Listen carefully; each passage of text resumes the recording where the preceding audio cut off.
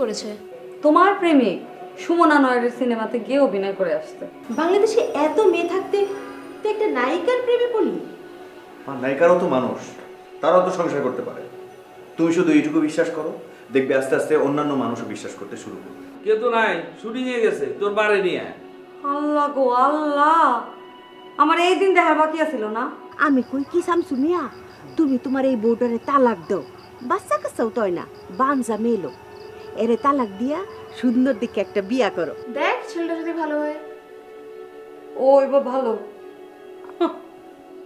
নায়িকা দেখছিল, পছন্দ হয়েছে, প্রেম করছে, বিয়া করছে, সংসার করতে হইলে ওর অন্যরকম হইতে হবে।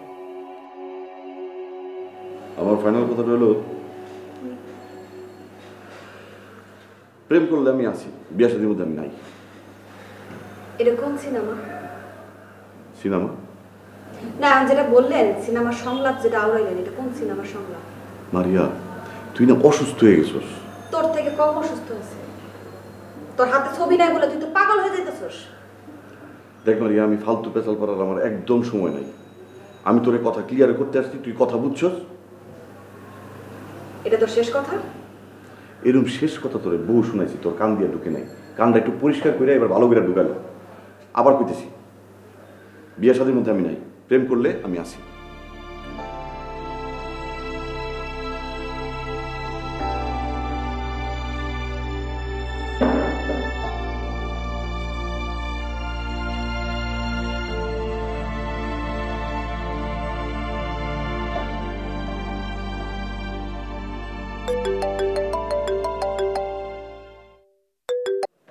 হ্যালো।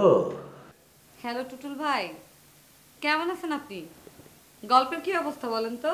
হ্যাঁ এই তো, আর লক ম্যাডাম, আপনি তো এজাজ ভাইরে চিনেন। উনি তো খুঁতখুঁতো স্বভাবের লোক। উনি মনে করেন যে শুটিংয়ের আগের দিন রাতেও ওই স্ক্রিপ্টে নাড়াচাড়া করে। তবে একটা কথা আপনাকে আমি বলতে পারি, মানে সত্যভাবেই বলি, যে আমরা কিন্তু এখনো লক সিচুয়েশনে এসে পৌঁছাই নাই। স্ক্রিপ্টের লক হওয়ার পরেই মনে করেন যে আমরা কাস্টিংটা ফাইনাল করে ফেলবো। আমি যে শুধুই কাস্টিং এর জন্য আপনাকে ফোন করেছি, এইটা ভাবলে আমি কিন্তু খুবই বিব্রত হব। কি যে বলেন ম্যাডাম, আমি কখনো আপনাকে বিব্রত করতে পারি বলেন? আপনি হচ্ছেন আমার লক্ষ্মী। আপনারা দিয়ে কত কত ছবি ব্যবসা সফল হয়েছে। আমি আবার ছবি বানাইলে অবশ্যই কাস্টিং আপনি। আপনার উপর আমার সেই আস্থা আছে। ফিল্মের কারোর উপরে আস্থা রাখিস না দোষ। তোর প্রয়োজন ফুরাই গেলে এরা কেউ তোরে চিনব না। আমি আর কাউরে চিনতেই চাই না দোস্ত, খালি তুই আমার চিনলেই হইব। আপনাকে আর কারো চিনতে হইব না, এজাজ ভাইরও চিনতে হইব না। আমি কে? আমি ছবির পরিচালক, শুধু আপনি আমারে চিনলেই হবে। আমি যদি চাই, মানে আমার ইচ্ছা আছে, আপনাকে নিয়ে আমি ছবি বানাবো, ঠিক আছে? আসলাম ভাই, আমি আর কাউরে চিনি না। আমি শুধু জানি আমার আসলাম ভাই আছে, আমার আসলাম ভাই আমার ফিল্মের মূল গার্ডিয়ান।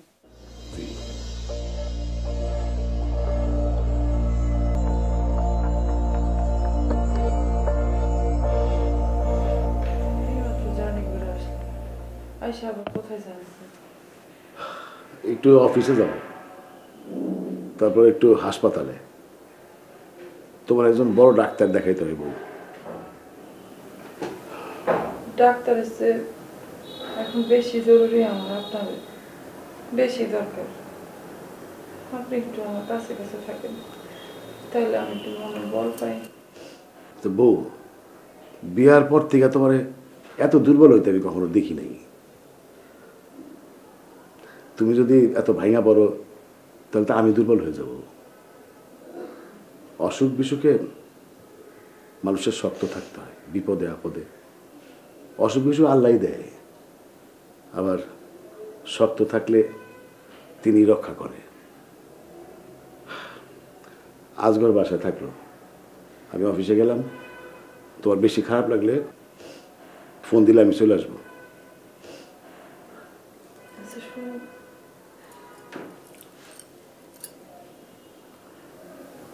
আমার বাচ্চাটা নষ্ট হয়ে যাওয়ার পর আপনি মনে কষ্ট পান নাই তো? এই কথাটা তুমি যদি আবার জিজ্ঞেস করো, তাহলে আমি সত্যিই কষ্ট পাবো।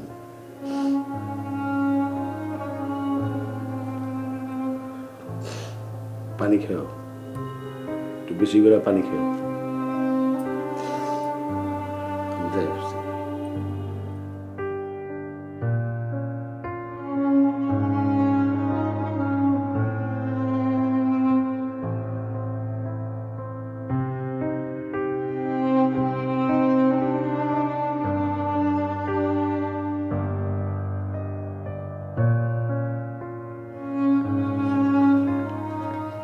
হাই হীরা,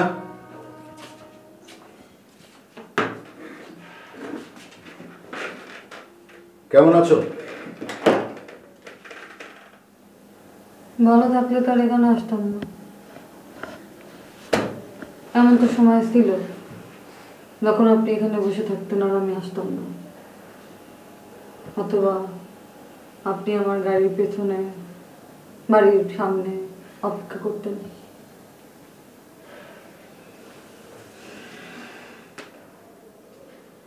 আপনি নাকি আমার কামিজে এটা নায়িকা বানাইতেছেন। এসব কথা বলার জন্য কি তুমি আমার অফিসে এসছো? আমি তো ভেবেছিলাম তোমার পা এখন মাটিতে নেমেছে, কিন্তু এখন দেখছি তুমি এখনো হাওয়ায় উঠছো। হাওয়াতে হিরাই উঠবে, ইন্ডাস্ট্রির 1 নম্বর নায়িকা। বাদ দেন এই সমস্ত কথা বলে, এখন আর লাভ নেই। আপনাকে আসলে যে কথাটা আমি বলতে এসেছি। Wait, I am a little bit busy. আমি একটা মিটিং সেরে আসছি, তুমি বসো।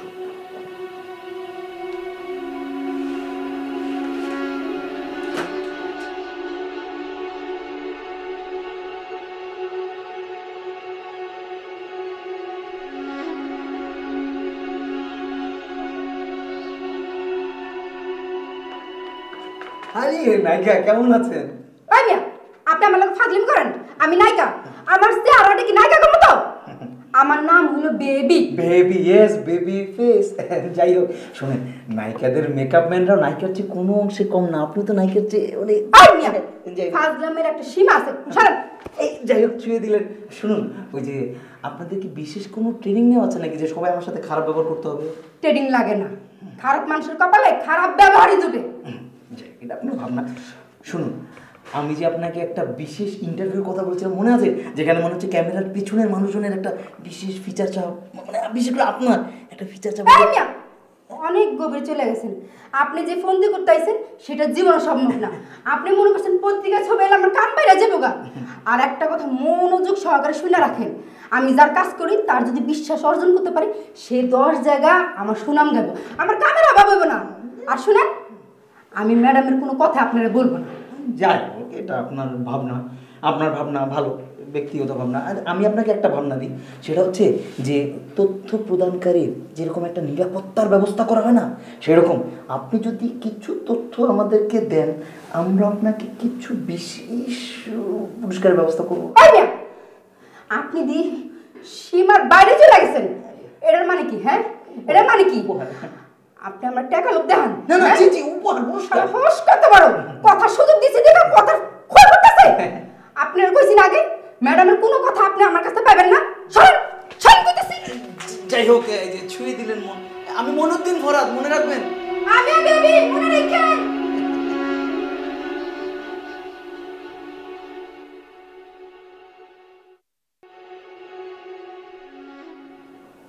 ম্যাডাম, কি আর বলবো, মনে করেন আমার ফিল্মের ক্যারিয়ারে এরকম অবস্থা আমি কখনোই ফেস করিনি। আমার মনে হয় পুরো ইন্ডাস্ট্রি সাইডে খালি অন্ধকার, কোথাও আলোর কোনো দিশা পাই না। তার মানে আপনি বলতে চাইতেছেন আপনার হাতে আপাতত কোনো সিনেমা নাই, আর আসারও কোনো সম্ভাবনা নেই। আসলাম ভাই, কি বলতেছেন বলেন তো এগুলো? আরে আপনাদের সিনেমা করে তো আমি হিরে আজকে এই পজিশনে। এখন যদি আপনার হাতে কাজ না থাকে, আমি কার সিনেমা করব বলেন তো? ম্যাডাম, আপনি তো শিল্পী মানুষ। শিল্পীদের সাথে আমাদের একটা পার্থক্য আছে। আমাদের ক্রাইসিসটা কোথায় জানেন? আমাদের ক্রাইসিসটা মনে করেন বাসা ভাড়া, অফিস ভাড়া, বাজার খরচ,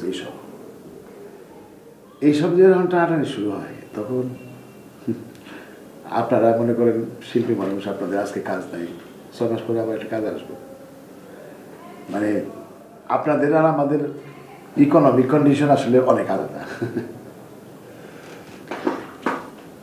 আচ্ছা আসলাম ভাই, এই ধরেন আমি যদি আমার সঞ্চয়গুলা আপনার হাতে তুলে দিই, তারপরে আমরা একটা সিনেমা প্রডিউস করলাম, সেইটার থেকে আমরা সুদে আসলে আমরা লাভটা বাইর করে আনতে পারবো না? সেই নিশ্চয়তা আমি আপনারা দিতে পারি না ম্যাডাম। বাজারটা একদম নষ্ট হয়ে গেছে, একদম মানে অন্য মানুষদের হাতে চলে গেছে ম্যাডাম। আর আপনি শিল্পী, আপনি কেন প্রডিউস করবেন বলেন? প্রডিউস করবে প্রডিউসাররা। মনে করেন আপনি আবার সব সঞ্চয় দিয়ে একটা সিনেমা প্রডিউস করলেন, সিনেমাটা কোনো কারণে ফ্লপ করলো, তাহলে কী হলো? আপনি আপনার যাবতীয় সঞ্চয় খোয়াইলেন এবং পরবর্তীতে আপনি দুঃখে কষ্টের জীবনযাপন করলেন। এইটা তো আমি চাই না। হ্যাঁ, তুমি আবার উঠলা গে? আমি তো শব্দ না করার চেষ্টা করতেছিলাম তোমার যদি ঘুম না ভাঙে। আপনি আসছেন অফিস থেকে, আপনাকে খাবার দিতে হবে না? আহা, শোনো, তুমি সুস্থ হয়ে শো। আচ্ছা, তুমি যখন ঢাকা শহরে আসছিলে না, তখন আমি খাইনি। তুমি দেখো সব তরকারি ভাত গরম করে আমি খাই দেবো। এটা কি কথা বললেন আপনি? আমি ঘুমায় থাকবো আর আপনি ভাত তরকারি গরম করে খাবেন? এটা কি হয় বলেন? আপনি কাপড় চোপড় ছাড়েন, হাত মুখ ধুন, আমি খাবার গরম করি।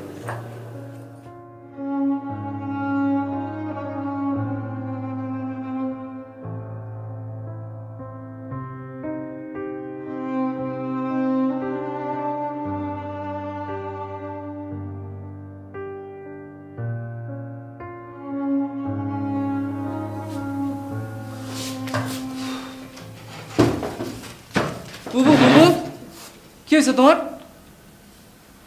কিছু হয়নি। কি হবো আমার? শরীর খারাপ নাকি তোমার? তুই এনে কি করস? হ্যাঁ, ভাত খাইছস? না। যা ভাত খা, ভাত খা, ভাত খা, ভাত খা।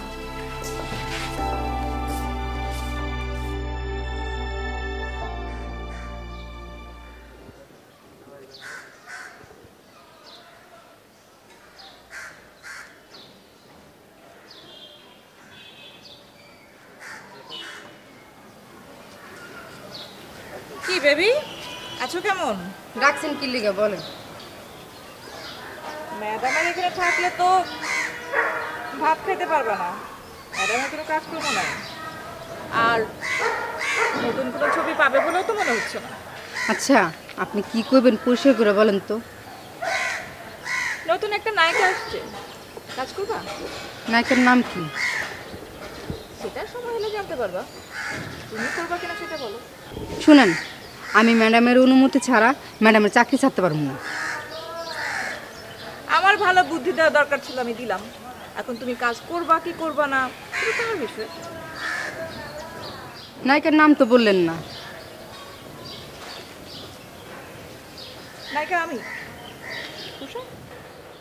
ভালো, অসুবিধা নাই, সিনেমা করেন। আপনি সিনেমা হলে গিয়ে দিন, ঠিক আছে? হ্যাঁ হ্যাঁ, যাও যাও। টিকিট পাবা কিনা চিন্তা করে দেখো।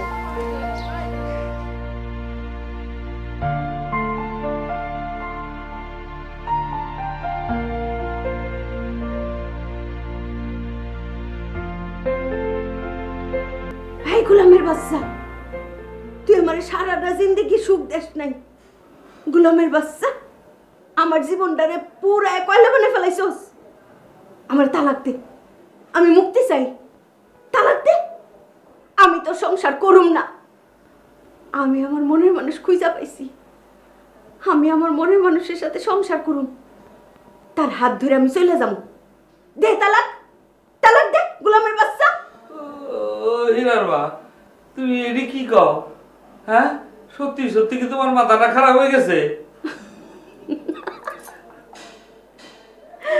হায় হায় রে, তুমি কি ভাবছো সত্যি সত্যি আমি এগুলি তোমারে বলতেছি? দূর পাগল বেটা, কিচ্ছু বুঝে না পাগল বেটা। আমি কি তোমার অত খারাপ বউ, অত খারাপ মেয়ে ছেলে হয়ে গেছি? তোবা তোবা, নাউজুবিল্লাহ, আস্তাগফিরুল্লাহ। আমি এগুলি ওই যে ছবি ডায়লগ কইতেছি, ডায়লগ। আরে ছবি করতে হইলে অনেক কিছু নিয়ম কানুনের মধ্যে থাকতে হয়, অনেক কিছু প্র্যাকটিস করতে হয়, অনেক কিছু কইতে হয়। যদি সত্য সত্য একবার শুরু করে দেই না, তাহলে তো তুমি ভাববা যে আমি সত্যি সত্যি বুঝি 49 হয়ে গেছি, পাগল হয়ে গেছি।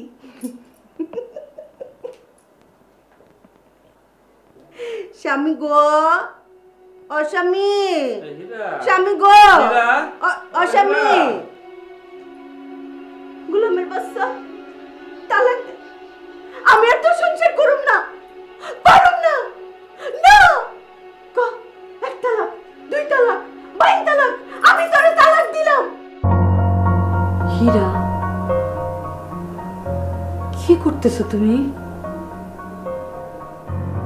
একটা সিনেমার জন্য তুমি আকবরের অফিসে গেছো?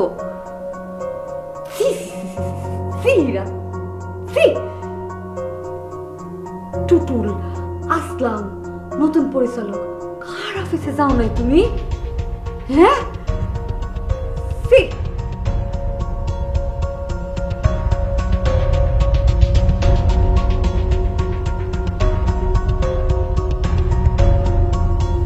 যখন ফারুকের সংসারে না খায় থাকতাম, সেই সমস্ত দুর্দিনের থেকে তো এখন অনেক গুণ ভালো আছো।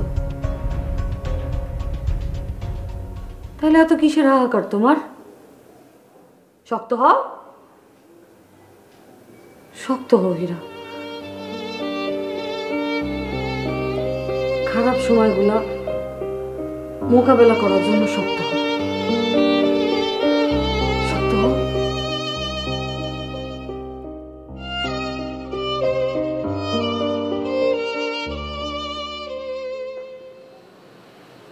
আপনার চা।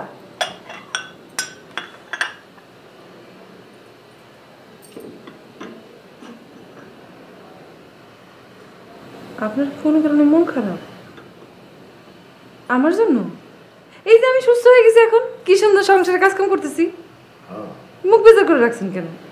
না, মানে একটা জিনিস ভাবতেছিলাম, মানুষের দিন যে কখন কেমন যাবে কেউ বলতে পারে না। মনে করো আজকে যে রাজা, কালকে সে ফকির।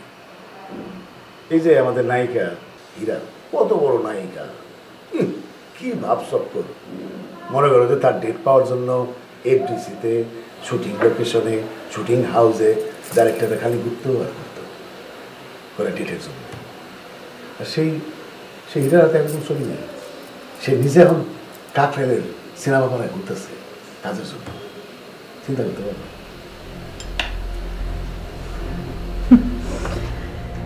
এতদিনে আমি একটা জিনিস খুব ভালো বুঝতে পারবো, এই মানুষটার আপনি অনেক পছন্দ করেন।